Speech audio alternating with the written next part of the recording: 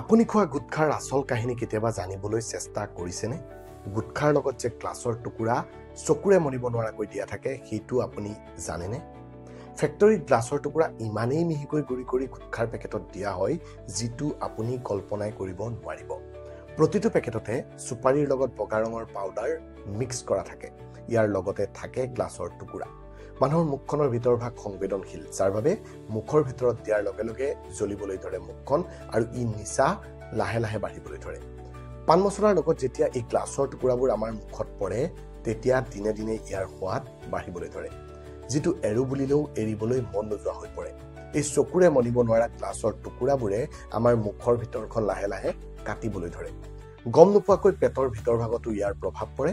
প্ৰায় সকলেই এইবোৰ সামান্য কথা বুলি আৰম্ভণিতে ভাবে, কিন্তু পিছলৈ এইবোৰেই মাৰাত্মক কেঞ্চাৰৰ কাৰণ হৈ পৰে।